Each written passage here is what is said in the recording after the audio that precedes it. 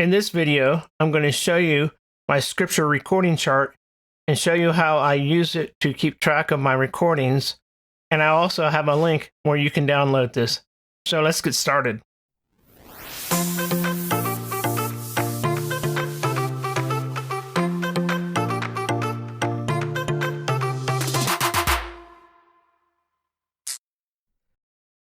The first tab is the instructions.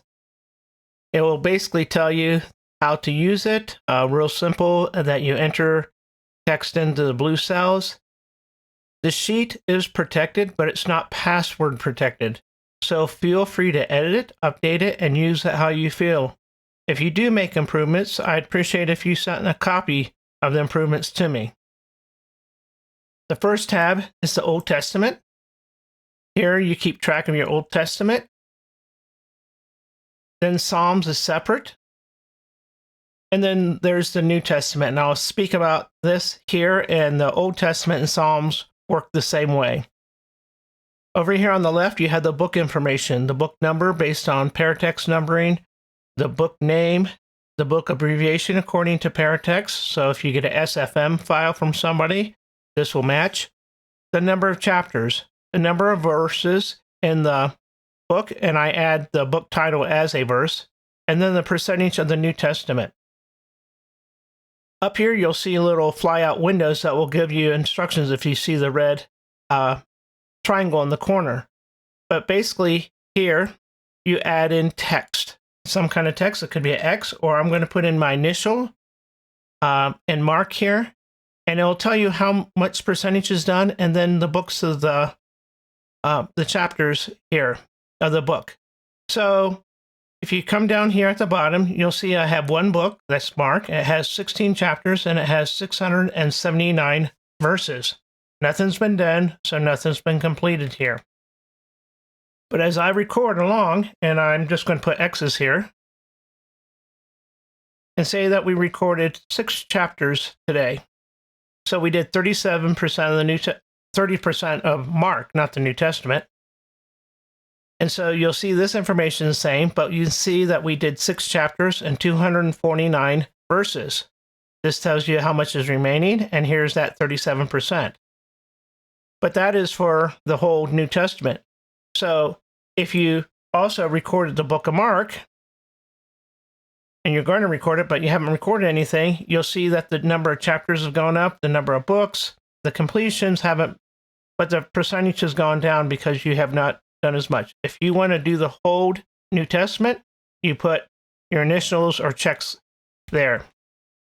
It's helpful for us to do our initials because sometimes we have multiple recorders over multiple years do the recordings, and we can keep track of what they're doing. So in the New Testament stats section here, we can keep track of the timing, how long it's going to take us. So here we have today's date, but we're going to start recording. So you put the recording date that you're starting in here, and it'll say how long it thinks it'll take to do the recording. Based on this speed, you're doing 249 verses because you've done one day and you've done 204. So we're averaging 249 verses. It says that you'll have 1.73 for here, and for Luke, it'll tell you that you have 4.6, which comes up to about 6.4. So it'll do the calculations, and then this is based on a Monday through Friday work days, and so it won't count the weekends. If you want to change the average rate, say that they're reading a little bit faster for some reason, you think this calculation is off. If you look this number here, all of a sudden it'll go to like the 4th or 3rd or something like that. Okay, to March 3rd. So you're going to be done sooner if you go at that rate. But if you go slower, the date goes to the 7th. So we clean it up here. And so, but another thing too is if you have to skip some days, a holiday or people can't come in, over here, you can put in the day that you're skipping. And you'll see over here that this should change. And so the date changes. So when you add dates here, it will add dates into here that, unless the date that you put here is on the weekend.